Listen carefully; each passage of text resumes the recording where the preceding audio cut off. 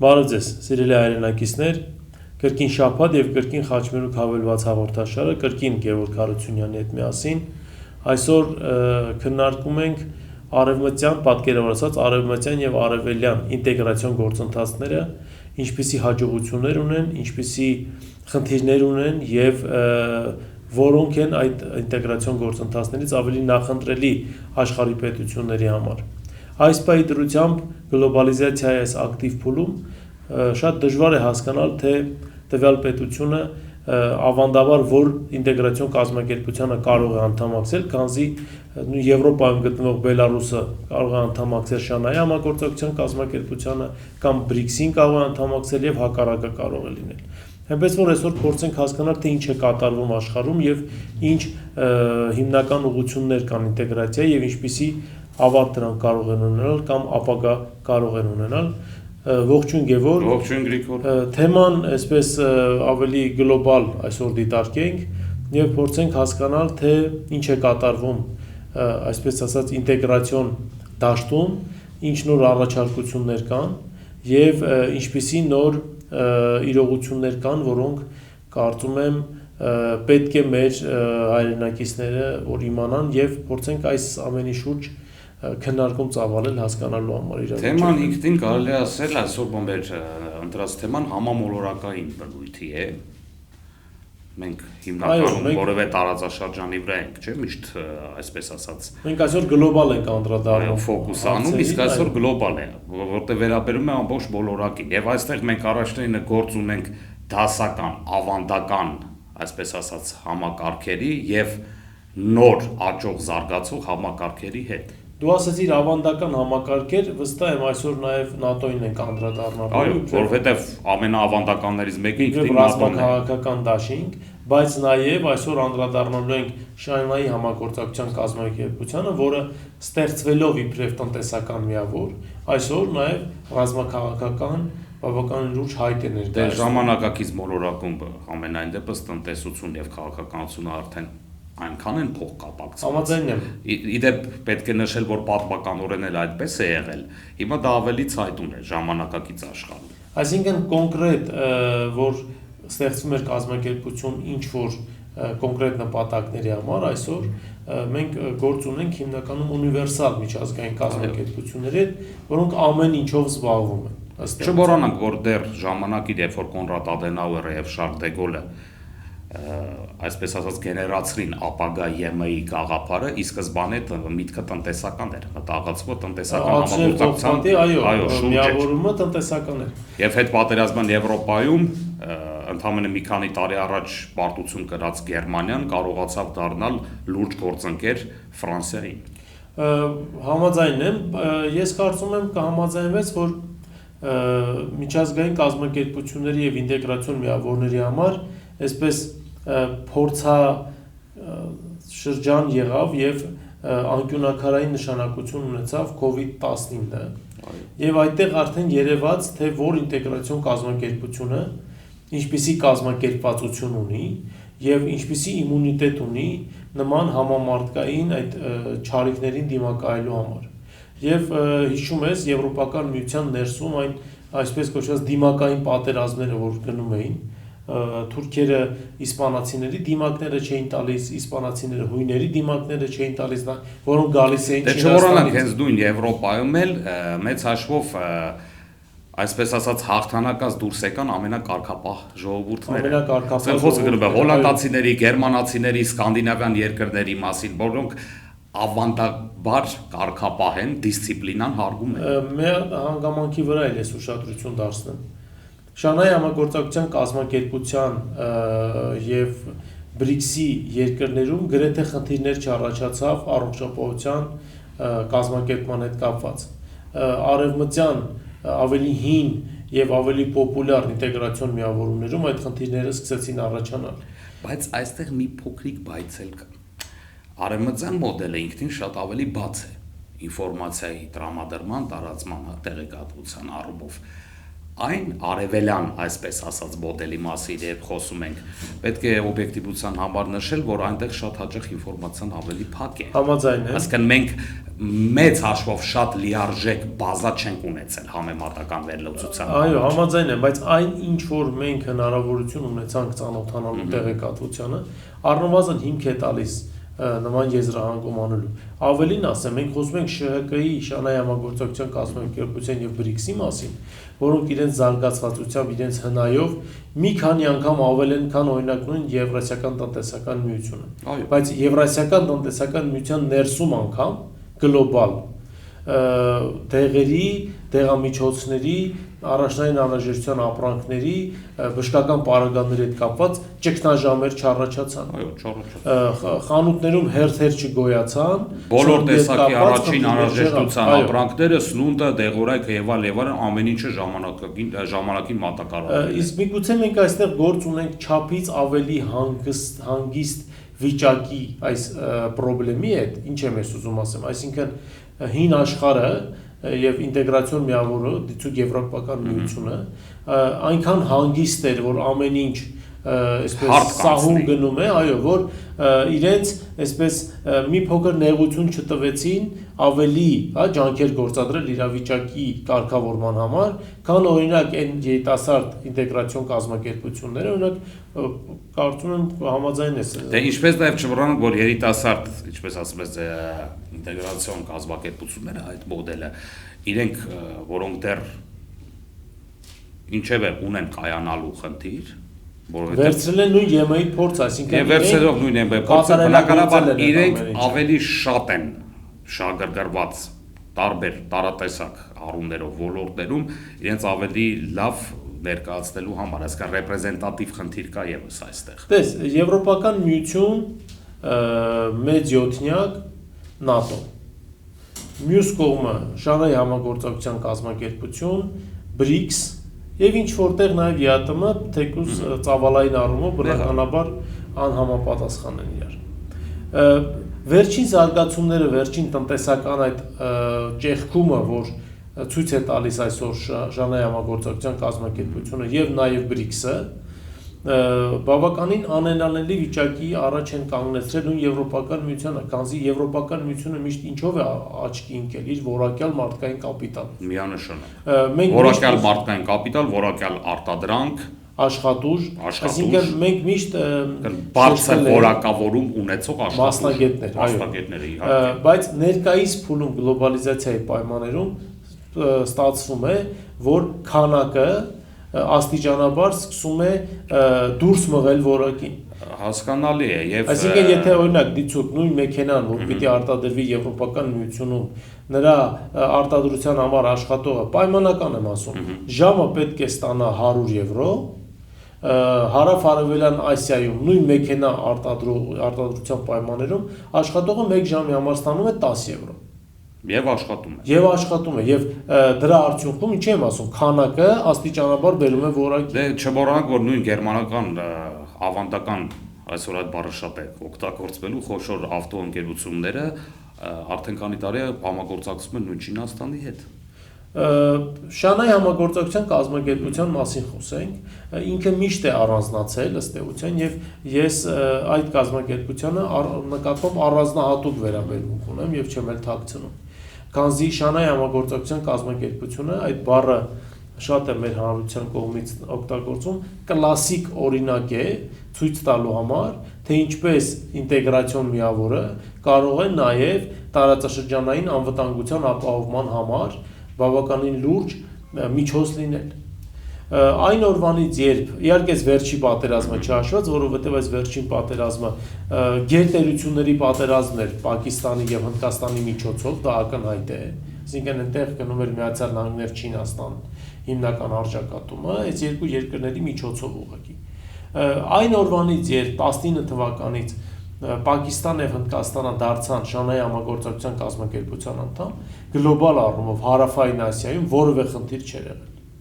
Չնայած նրան, որ Հնդկաստան, Չինաստան ունեն բավականին բարդ հարաբերություններ։ Ի սկզբանե ունեն ավելի լուրջ տարածքային խնդիր, քան օրինակ Պակիստանը եւ Հնդկաստանը։ Բայց այստեղ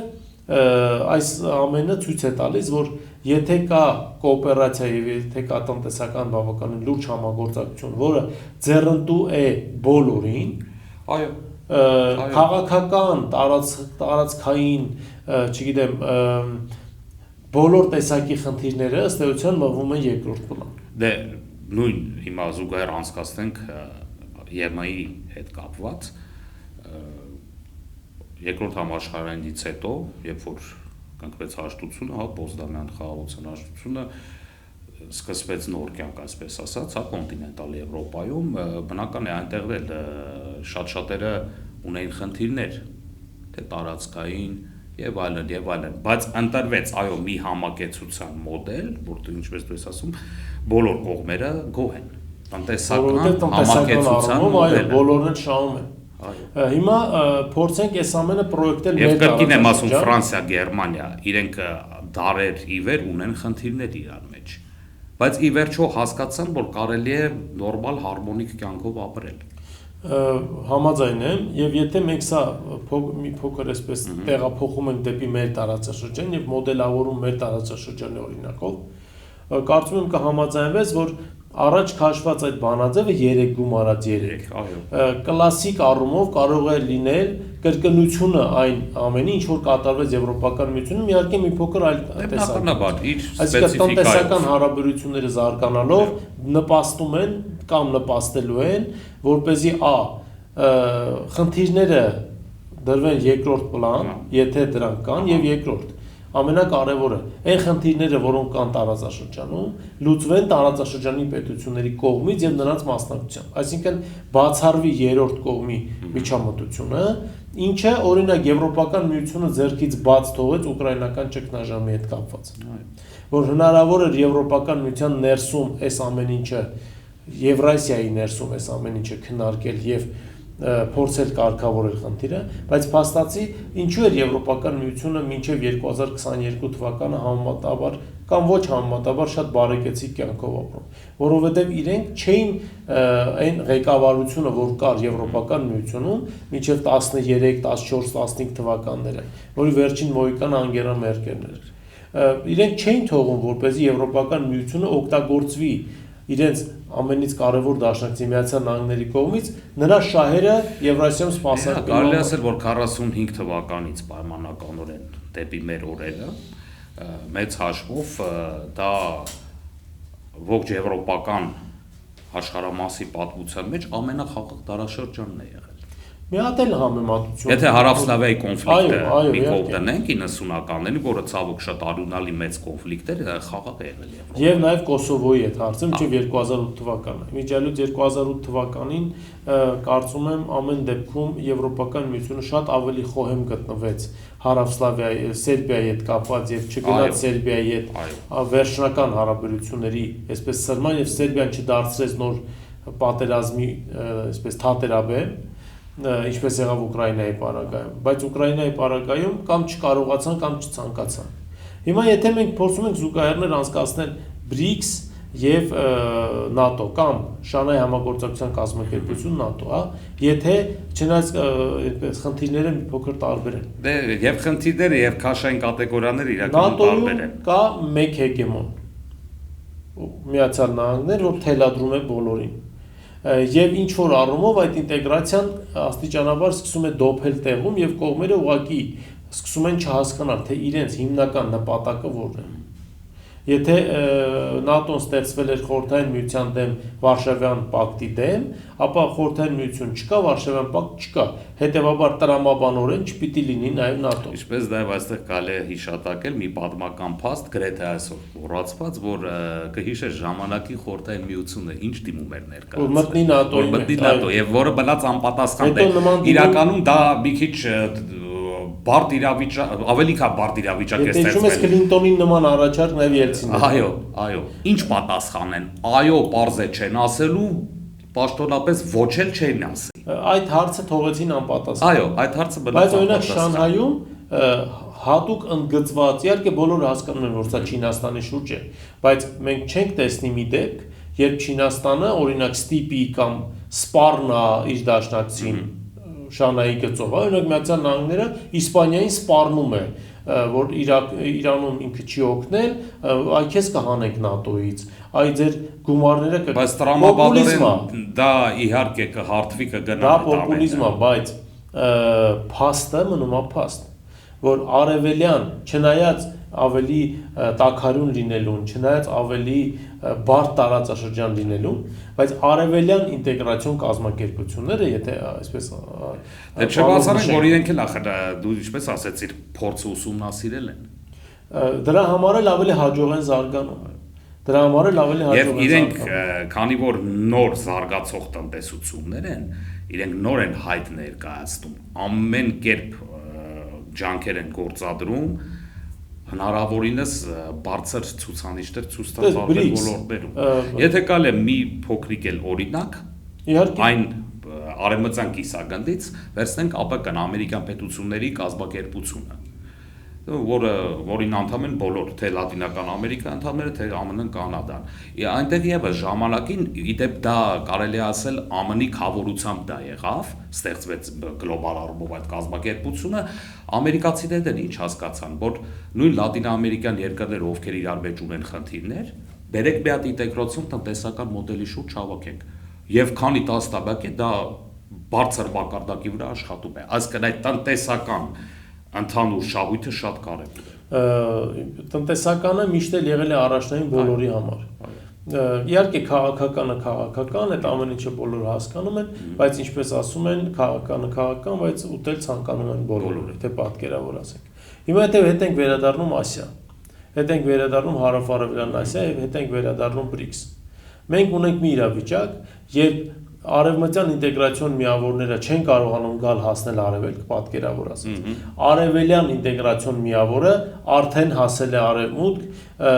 Բրազիլիան վառօրինակ, Մեքսիկայի դուրն են թակում, արդեն Մեքսիկան դիտորդի կարգավիճակ եւ ցանկանում է մտնել BRICS-ի մեջ։ Բրազիլիա, Մեքսիկա, Լատինական Ամերիկայի երկու խոշորագույն տնտեսություններն են։ Այո, ներքևից չհաշվենք, Չիլին չհաշվենք։ Չիլին չհաշված, ու Արգենտինան էլ ինչ որ առումով։ Դու Արգենտինան հիմա բավականին ճգնաժամի մեջ է, բայց այո, Բրազիլիա, Չիլի, Մեքսիկա այդ երեքը կարող է։ Բայց սա նաև ունի քաղաքական բավականին լուրջ, այսպես ռեզոնանս կարող է ունենալ։ Միացյալ Նահանգների սահմանին հայտնվում է BRICS-ը։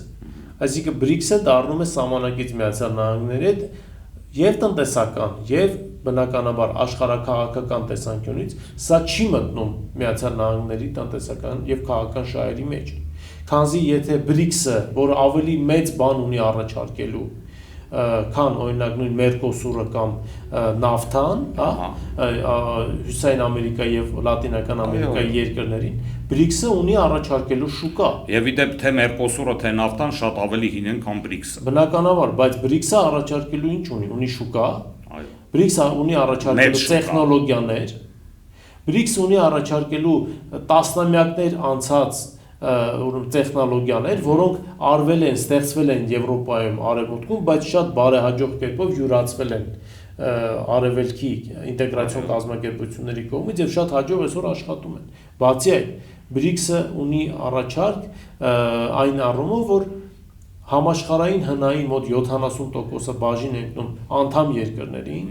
եւ բնակչության մոտ 60%-ը բաժին է ընկնում, եթե ոչ ավելին, եթե կարող ենք ուղղակի հիմա մարդկային կապիտալը իհարկե շատ առաջնային, ինչպես դու ասացիր, քանակի վերջը որակ է։ Այո, Չինաստան, Հնդկաստան մոտ 3 միլիարդ արդեն։ Դրան գումարած Բրազիլիա 210 միլիոնի կարգի բնակչություն, մյուսներին դեռ չեմ էլ հաշվում։ Դեռ չենք հաշվում։ Այսինքն մոտավորապես, եթե մենք այսինքն այդ 3-ը միասին 3 միլիարդը անցավ արդեն։ Եթե մենք վերցնում ենք երկրագնդի բնակչությունը 8 միլիարդ, մոտ 5.5 միլիարդ 5 միլիարդի կարգի բնակչություն են գրկում, մենք չենք մոռանում Իրանը, մենք չենք մոռանում մյուս պետությունները Ասիայում, մենք չենք մոռանում Սաուդյան Արաբիա, այսինքն եթե մենք խոսում ենք ՇՀԿ, BRICS, այս երկու ինտեգրացիոն 200 միլիոնից ավել բնակչություն ունեցող Ինդոնեզիա, որը եւս արդեն մեծ ցանկություն է հայտնել BRICS-ի հետ համագործակցելու։ Ստացվում է, որ BRICS Հայաստանը, մենք հեռու չգնանք Հայաստանը։ Մենք դիմեցինք անցյալ տարի ուղղակի Պակիստանի թեթև ձեռքով, մենք չդարձանք։ Այո, նա վետո դրեց։ Հնդկաստանը վետո կիրառեց Ադրբեջանի նկատմամբ։ Հույս ունենանք, որ այս տարի կամ մյուս տարի Հայաստան ամեն դեպքում կդառնա այդ կազմակերպության անդամ, քանզի դա միայն տնտեսություն չէ։ BRICS-ը եւ ՇՀԿ-ն ես նույն այսպես կոնտեքստով եմ նայում, որովհետեւ անդամները գրեթե նույնն են, հա, մի փոքր ավել, եթե հարավաֆրիկյան հանրապետությունը մենք մոռացանք, որովհետեւ ես իրեն ուզում եմ ասել, որ նաեւ Աֆրիկան պետք է այստեղ հիշատակվի։ Այսինքն BRICS-ը կազմակերպություն է, որը միաժամանակ ներկայացված է, կարելի ասել բոլոր մայրցամաքներում։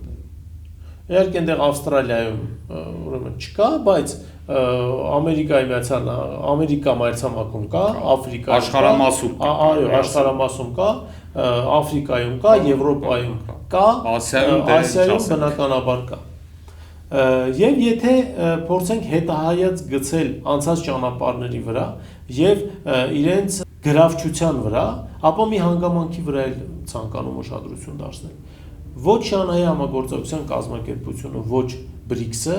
նոր անդամներին, որոնք ցանկանում են անդամակցել, պայման չեն դնում դեմոկրատական փոփոխություններ անել երկրում եւ երբեք չեն միջամտում այդ երկրների ներքին գործերին, եթե ուշադիր ես եղել։ Եվրոպան ասում է, ես պետք է անես, այն պետք է անես, 40 տարի Թուրքիային կանգնեցրել են Եվրոպական միության դարպասների դիմաց, չեն թողում մտնի, անընդհատ նոր պահանջներ առաջ տաշել։ Դե Թուրքիային իդեպ այստեղ հասկանալի է,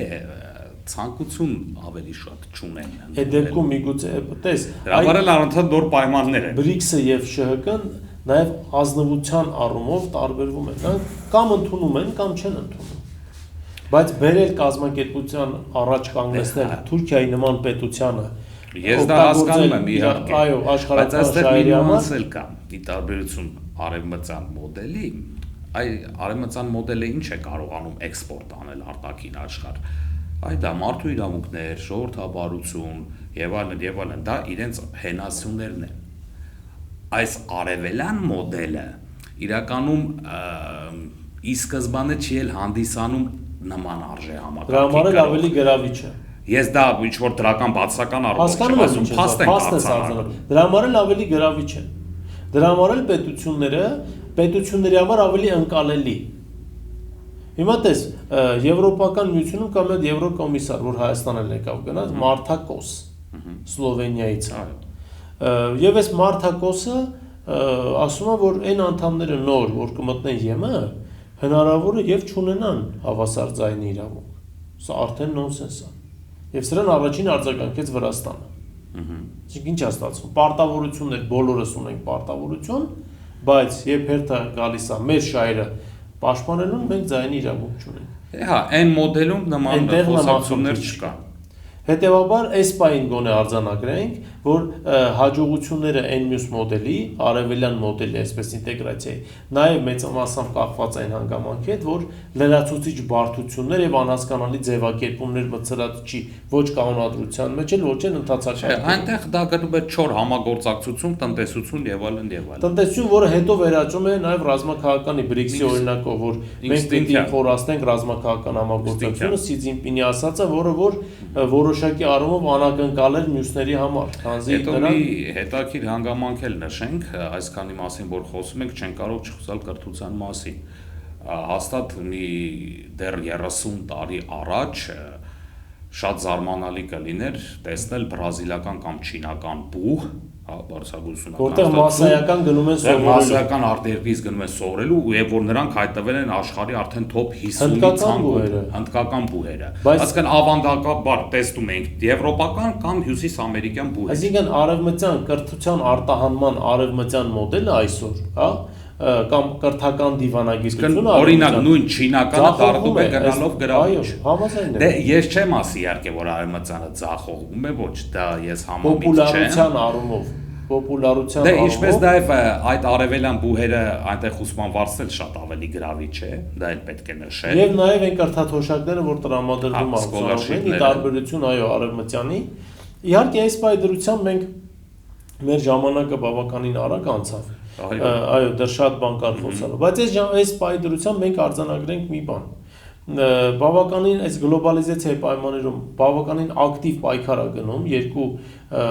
գլոբալ ինտեգրացիոն միավորների միջև, այսինքն ՇՕՍ,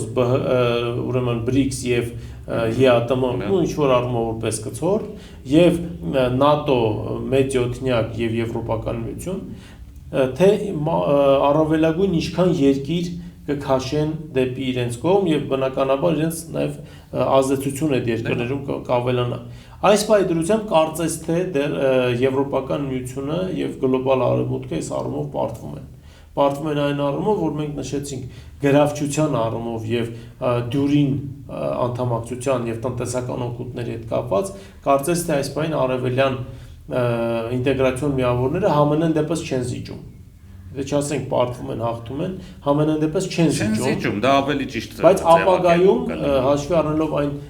կայծակնային զարգացումը, որ այսօր ունի նույն Չինաստանը, նույն Հնդկաստանը, նույն Ասիայի մյուս պետությունները, մեզ հիմք է տալիս կարծելու, որ կարճաժամկետ եւ միջնաժամկետ հեռակամ ապագայում, այսինքն 10 տարի մինչեւ 30 տարվա կտրվածքով ՇՀԿ-ն եւ BRICS-ը շատ ավելի գրավիչ են լինելու եւ շատ ավելի նոր տարածաշրջաններ են ընդգրկելու, քան Եվրոպական միությունը, քանզի Եվրոպական միությունը նաեւ շատ կոպիտ, կարծում եմ, սխալ արեց, երբ համաձայնվեց դառնալ ապաստարան բոլոր այն փախստականների համար, որոնք աշխարհի տարբեր հատվածներից այսօր հավաքվում են Եվրոպական միությունում։ BRICS անդամ երկրներ եւ ՇՀԿ-ում այդ խնդիրը չունեն նաեւ։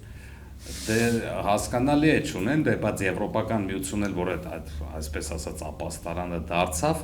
մեծ հաշվով դա էլ բխեց ժամանակին իրենց հումանիստական որտեղած քաղաքական։ Մենք փաստ ենք արձանագրում։ Ես հասկանում եմ, որ դու փաստ եք արձանագրում։ Մենք փաստ ենք արձանագրում, թե դա ինչից բխեց,